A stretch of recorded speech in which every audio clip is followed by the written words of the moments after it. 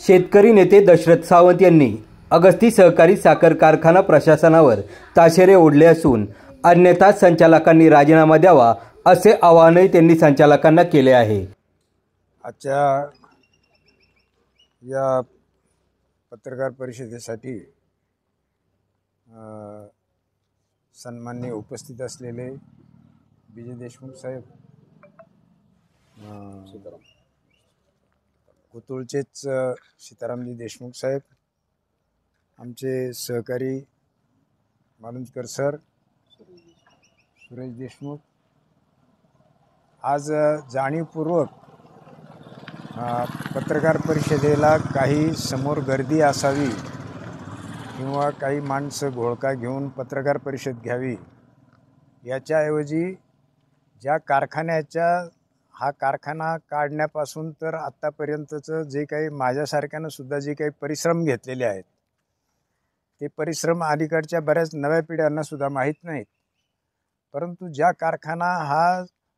या तालुक्यातल्या जनतेचं भवितव्य घडवण्यासाठी आणि त्याच्या आर्थिक जीवनामध्ये परिवर्तन घडवून आणण्यासाठी आम्ही सगळेजण त्या पिढीतले आदबलो आणि म्हणून त्या कारखान्यानंच आज काय स्थिती आणून ठेवली आणि म्हणून त्या कारखान्याच्या दरवाज्यावरच जाऊन आपण पत्रकार परिषद घेऊन आपली मागणी करायची असं जाणीवपूर्वक ठरवून या ठिकाणी या गेट समोर आम्ही आलेलो आहे। त्याला माणसं उपस्थित ठेवायची वगैरे हा औपचारिकपणा न करता इथं येऊन करायची या हेतून आम्ही इथे येऊन ती करतोय। या कारखान्याची स्थिती गेल्या कित्येक वर्षापासून त्या संबंधीचं म्हणजे एखादं पेशंट ज्या वेळेला आजारी पडायला सुरुवात होते तर ती आजारी पडायला सुरुवात झाल्यापासून विजय देशमुख साहेब, मी आम्ही तरी सारखं हे काही तुम्ही याच्या गर्तेमध्ये चालवला आहे हा साखर कारखाना अशा प्रकारचे इशारे वेळोवेळी देत होतो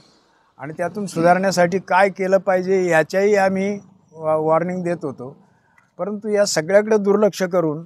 आणि मधल्या काळात तर असं काही एक घबाड सापडल्यासारखं ही मंडळी सत्ता चालवणारी मंडळी वागली की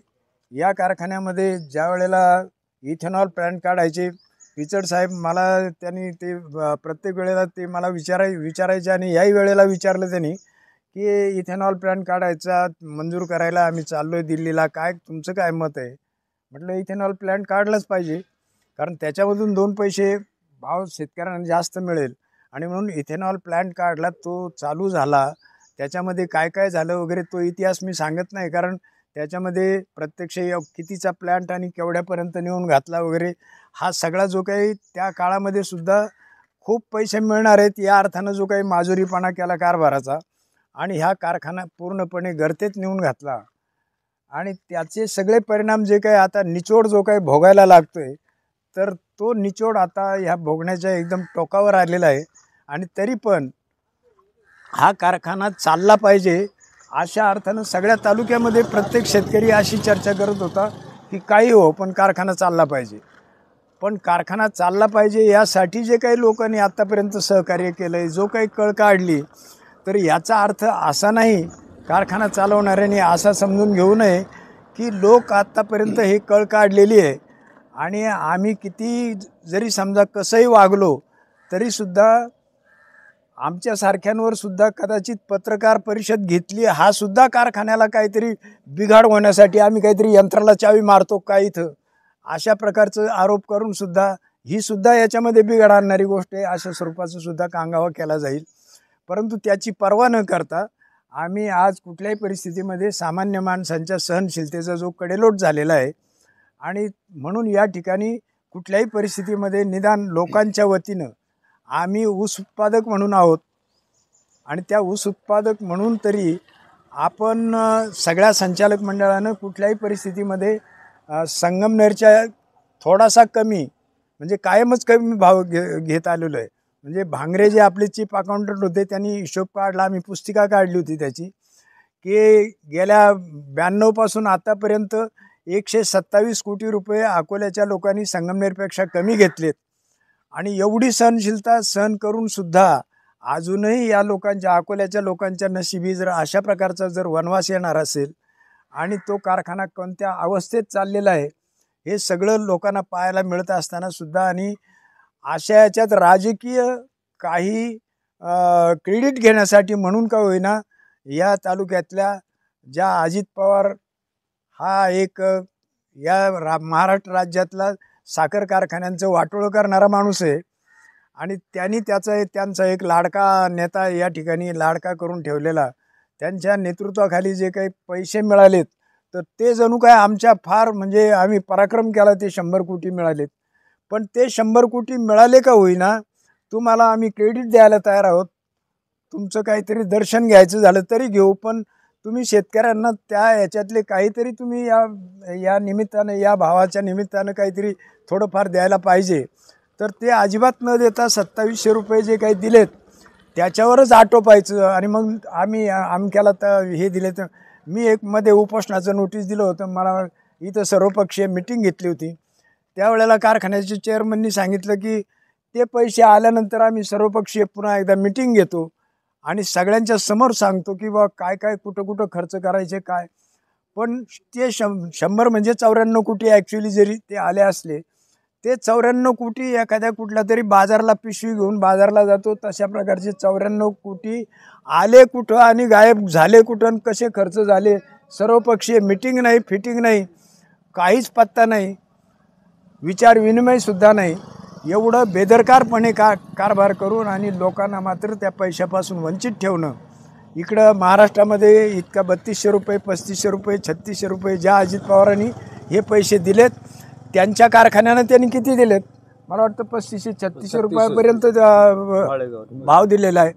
तेव्हा असे एवढे भाव महाराष्ट्रामध्ये दिले जात असताना सुद्धा आणि इथं अकोल्याच्या लोक कष्ट करून पिकवणारा ऊस त्याला मात्र बाजार मिळत नाहीत. अशा परिस्थितीमध्ये निदान आपण आपलं कर्तव्य जागरूक ऊस उत्पादक म्हणून तरी, ते कोणाच्याही याच्यासाठी नाही किंवा कुठलंही क्रेडिट घेण्यासाठी नाही, तर एक राजकीय कुठलाही विचार न करता ऊस उत्पादक जागरूक ऊस उत्पादक म्हणून जाहीरपणे एकदा चावडीवर बोंब मारणं आणि ह्या कारखान्याच्या गेटसमोर आम्हाला कुठल्याही परिस्थितीमध्ये संगमनेरच्या खालोखाल 50-1 रुपये कमी त्यांनी 3050 दिले असतील तर आम्हाला 3000 रुपये तरी अकोल्याच्या लोकांना या 94 कोटी रुपये जे आणलेत त्याच्यातला हिस्सा या अकोल्याच्या लोकांना मिळाला पाहिजे, अशा प्रकारची आम्ही मागणी करतो. आणि जो काही आत्तापर्यंत तुम्हाला वाटत असेल की लोक काही आमच्यावर काही बोलत नाहीत वगैरे, पण तुम्ही असं समजू नका. श्रीलंकेच्या राजाचं काय झालं,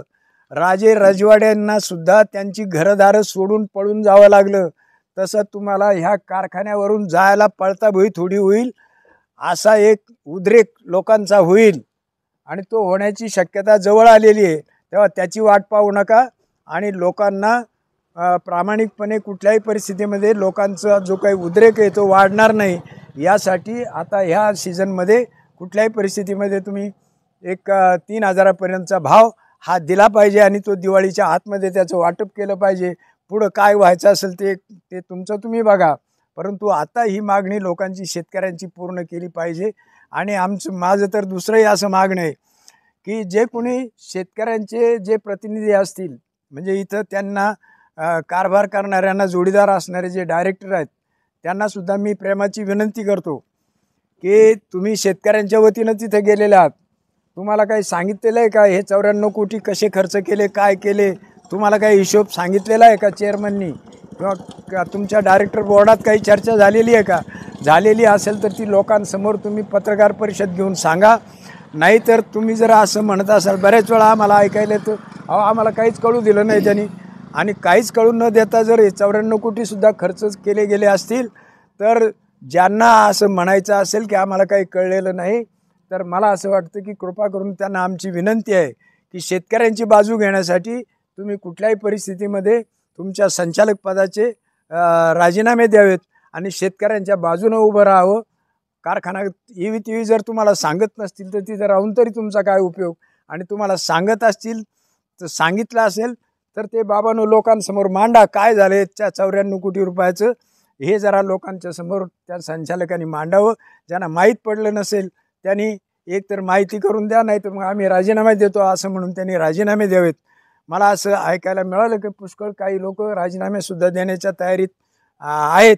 असले तर त्यांचं आम्ही स्वागत करू आणि जाहीरपणे अभिनंदन करू, किंवा एकतर पैसे तरी द्यायला आम्ही भाग पाडतो, किंवा नाही तर मग आम्ही राजीनामे देतो. अशा प्रकारची भूमिका त्यांनी घ्यावी अशी जाहीरपणे मी मागणी करतो. आणि पुन्हा एकदा त्यांना आम्ही काही वाईट साईट काही बोलत नाही. त्यांना आम्ही विनंतीच करतोय की कुठल्याही परिस्थितीमध्ये कारखाना हा चालला पाहिजे, हीच भूमिका आहे. याच भूमिकेतून आम्ही आतापर्यंत पाठिंबा देत आलो आहे.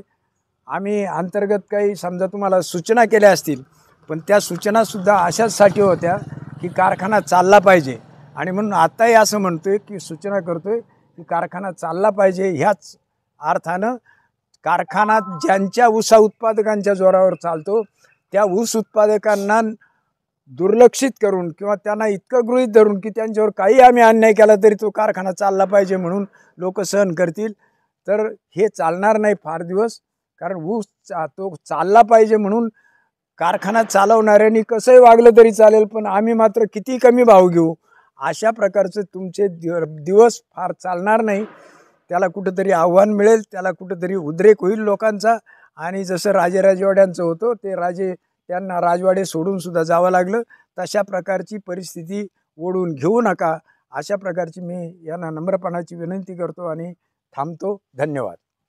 डेली न्यूजसाठी प्रशांत देशमुख, न्यूज ब्युरो, अकोले.